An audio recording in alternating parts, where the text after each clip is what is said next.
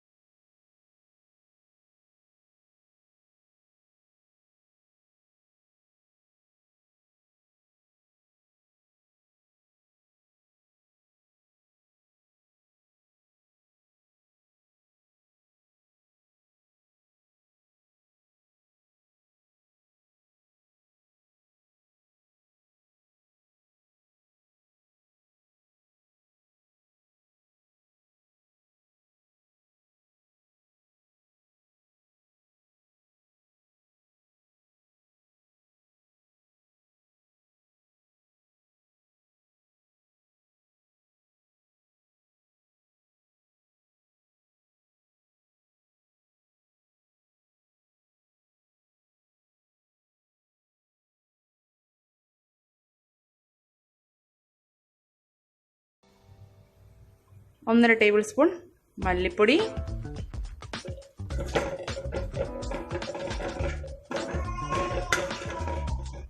ഒരു അര teaspoon garam masala powder. ഇനി ഇതൊക്കെ നന്നായിട്ടൊന്ന് ഇളക്കി കൊടുക്കാം. ഇതിൻ്റെ ഒരു പച്ചമണം മാറുന്ന വരെ നമുക്കൊന്ന് ഇളക്കാം.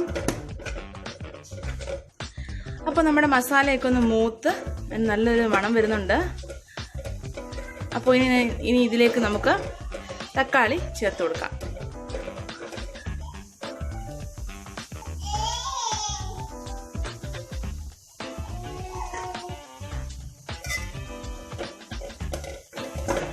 തക്കാളി ഈ മസാല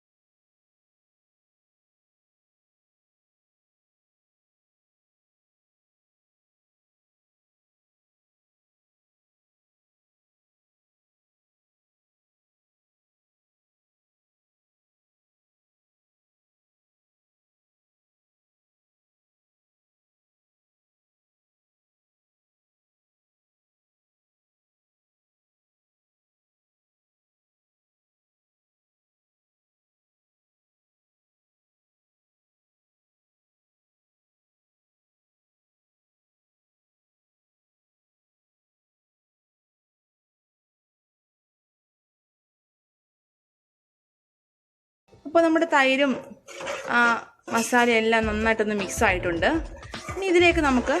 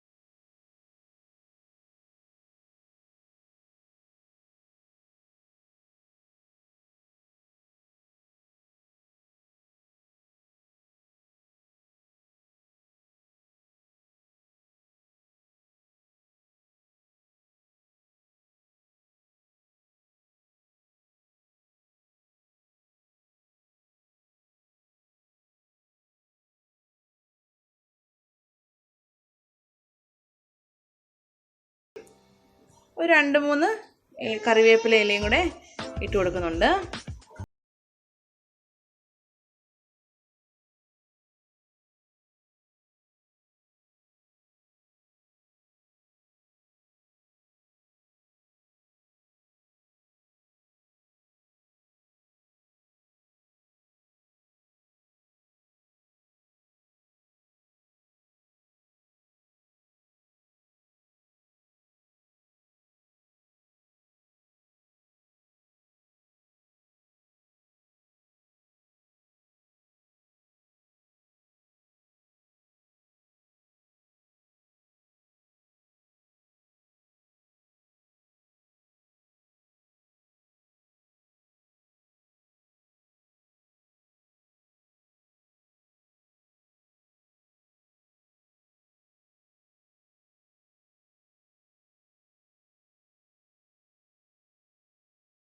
ഐക്കൺ പ്രസ് ചെയ്യുമ്പോൾ അതിൽ 3 ഓപ്ഷൻസ് വരും.